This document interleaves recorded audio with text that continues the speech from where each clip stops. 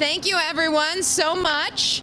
I am Paula Brehm-Heeger, and I am the library's Eva Jane Romaine Coombe Director. And welcome this afternoon. This is an exciting day for us, and I really thank all of you for coming. We have some esteemed guests with us as well today, and I'd like to recognize them here. We have Board of Trustee members Elizabeth Lamacchia. Hi, Betsy. And Judge Nadine L. We also have City Council member Liz Keating and Representative Catherine Ingram. If we can give them a round of applause for coming out, that would be great. I'm sure you're all aware, partly because of the giant crane next to me and the other work here going on, but we are getting ready to temporarily close the south building of our two-building main library system here. And it's a good reminder that this is part of course, this project is part of a larger facility master plan project. And while it is a big part of that project, it is just one element in larger efforts. Our FMP was launched actually in January of 2020, and even with the pandemic, we've completed several projects, including the Price Hill branch. I don't know if there's anyone here, I see some heads shaking who know that. That's a great project. If you haven't been there, please do. The Deer Park branch will be completed later this year. Walnut Hills, another of our original 9 Carnegie branches, will be completed in 2022. We also added drive-through locations, drive-throughs at 3 of our locations during the pandemic. Those are really a high-demand way of delivering service generally, and during the pandemic, it became even more popular. So we're very pleased that we've been able to build and activate 3 more drive-throughs. We've also completed refreshes at several of our other branches. We do have 40 branches, and we have refreshed our Elmwood Place branch, our College Hill branch, Madeira, Groesbeck, and Anderson.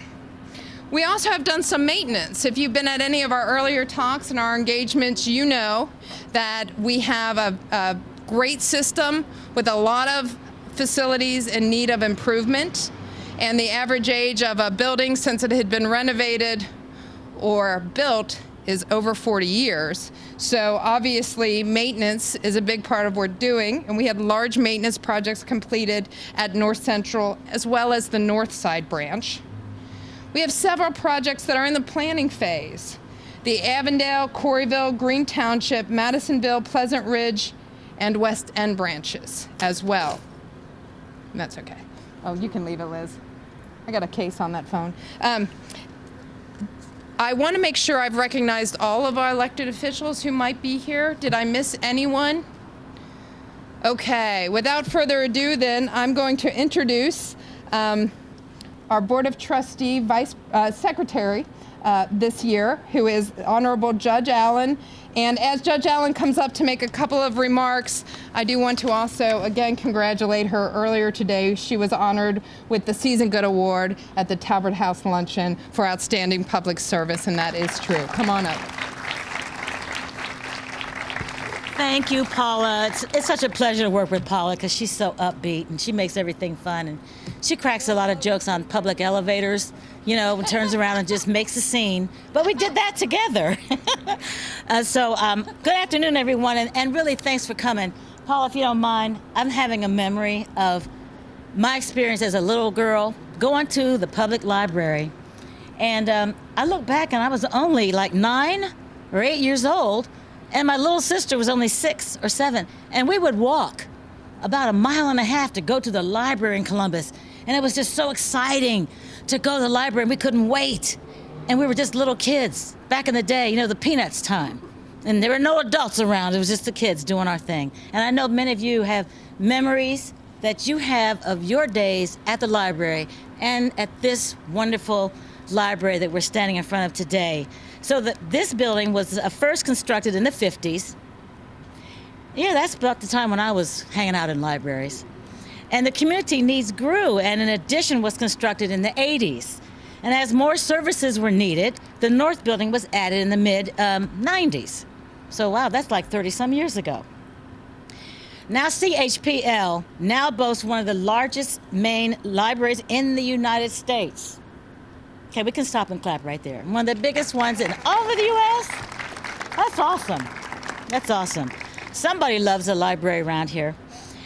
Board members, executive directors, both past and present, fiscal officers, and staff have all played a part in creating a main library and a library as successful as the CHPL.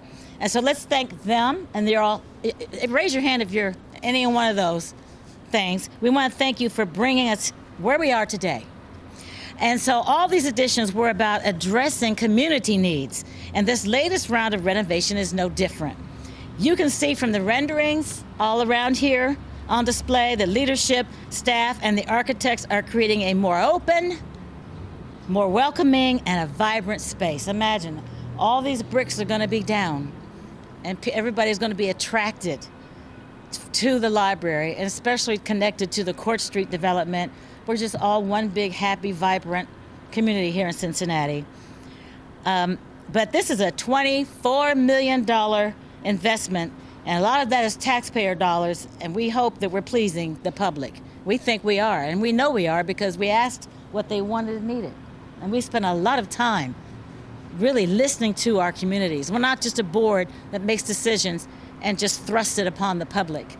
We really have spent years in developing these library developments. So it's making, this will not only help us better serve the community for decades to come, but will also help ensure our downtown stays vibrant and attractive to not only the residents and the visitors alike. And we want to thank you for your patience, because, you know, this stuff takes time, and it seems like everything in Cincinnati has a crane on it, or orange barrels and a lot of construction, but it's all good. It's going to be all good. And I cannot wait to share in the excitement when it's completed in 2023. Thank you all for being here.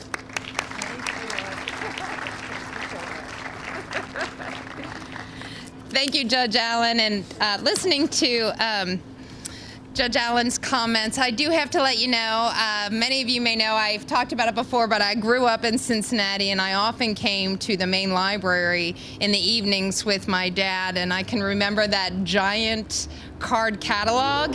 Anybody remember that?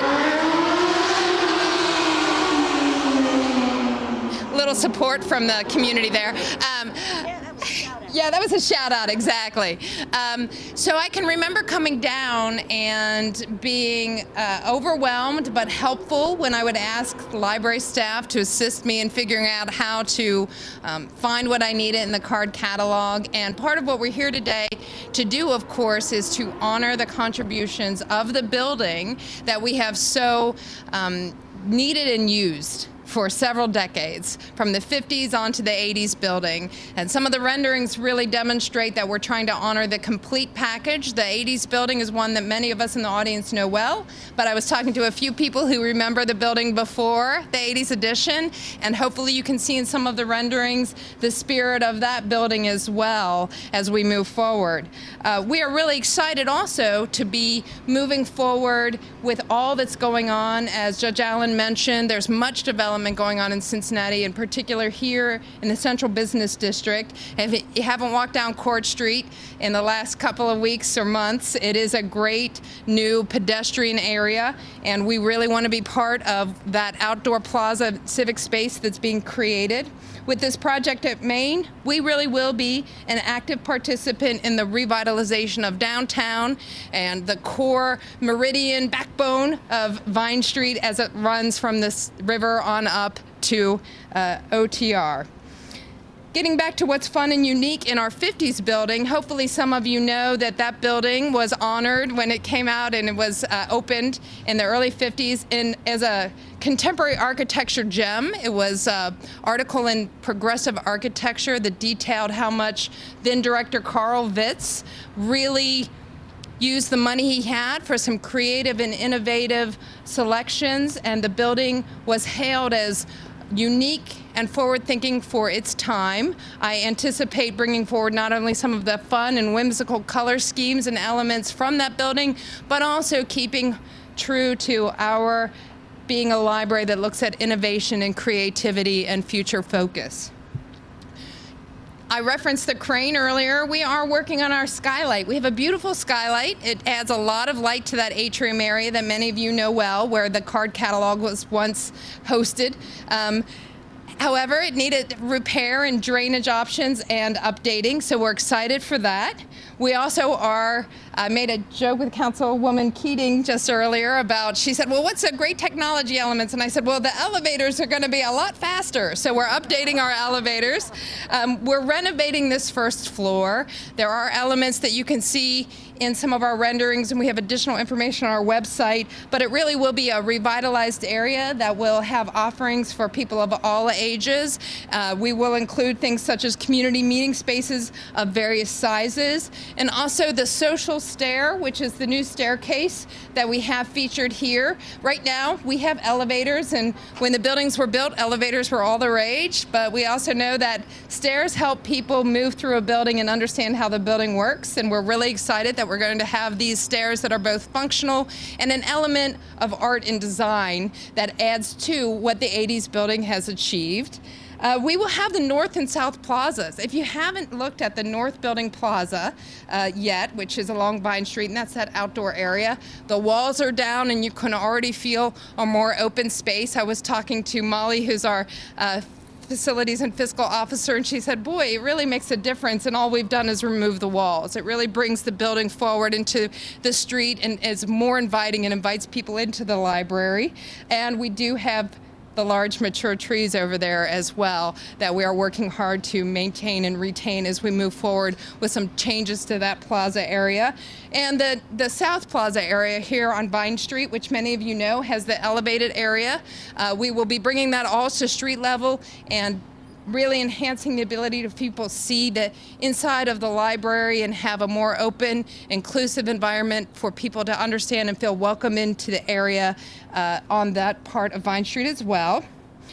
Speaking of new things we're doing, we are partnering with Artworks, and we would like to thank them because they are really working to help us find public art that will enhance our space and again revitalize and add to what is an excellent existing building and framework. I do look around and I see so many of our staff members here on the periphery. If you're a staff member, will you put your hand in the air? Just thank you all very much. These folks have been working so hard, and they are going to be moving material over to the north building so that we can retain and maintain service all through the closing of the building behind me. And they have been amazingly flexible and enthusiastic, so thanks to them.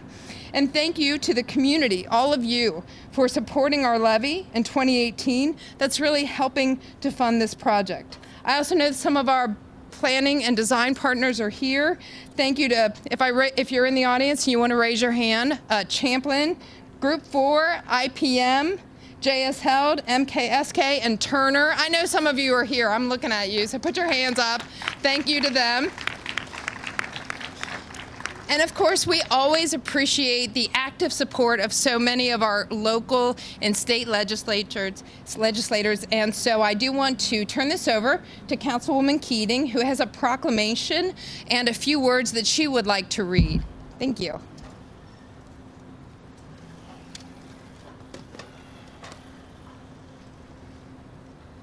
Thank you very much. It's an honor to be here today.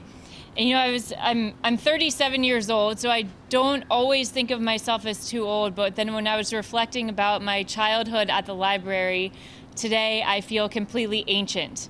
I was thinking about what the library used to be, and when I was a kid, we used to have to go and look at all the numbers with a Dewey Decimal System to try to find the books, use a pencil to write our name in the thing to take the book out. You had an actual physical library card that I swear we always lost and had to get a new one every time. And to think about what it is today, where especially during the pandemic, where we've seen it become remote learning opportunity, a place to be able to have access for internet, for people to be able to work safely and remotely, for people to get job training, for people like me on the campaign trail in the makerspace to make buttons and signs. And during the pandemic with my little kids, we had digital story time. So the library has changed a lot, and I'm really excited about this new project to see how much more further into the future we become. But the one thing that stayed consistent the entire time is that it's always been that place where a community can gather. And I think that's the biggest benefit that we have with the library, is having that space where we can all come together and have the resources that we need. So today I'm really proud on behalf of Cincinnati City Council and the mayor to present this resolution in honor of this investment in our future. And it's a whole bunch of whereases and a whole bunch of fancy language, so I won't bore you with reading of it, but I just want to thank you for your investment in our city and for investment in our future. So thank you. And we get a quick shot here, Steve Scott with Judge Allen. Yeah. Yes. We'll get more. Yes. Thank you. Excellent. Thank you. Absolutely. Thank you. Okay. Thank you. We have another proclamation also from the county, so we will make sure that both of those are honored appropriately, and we thank everyone again for that. So we don't want to go on too much. We want to make sure everyone has a chance to talk to us and take a look at the renderings and understand what's going on, and honestly also to thank the building. I don't mean to sound silly, but it is a building that's given a lot, and as we think about it, again, you know, childhood memories, there are probably particular things that maybe you want to take a second and think about what you remember from being in this South building. It's not going anywhere, but it will be different, and I think it's just kind of a generational moment to think through and look forward to the future, but to honor that past and all that is contributed to all of us, to me personally, and to the community, and to Cincinnati and downtown. So without further ado, I do want to thank everyone for attending, and please look at our renderings. Have a look inside one last time before our temporary closure, because this is it. Today is the last day for it to be open as it is right now, and while there's a lot going on in there, it's still, this is probably the last time it'll quite look like that. So please take a minute, walk inside. If you have any questions, let us know. And thank you again for your time. Thanks to our honored guests, our staff, and all of our community. Thank you.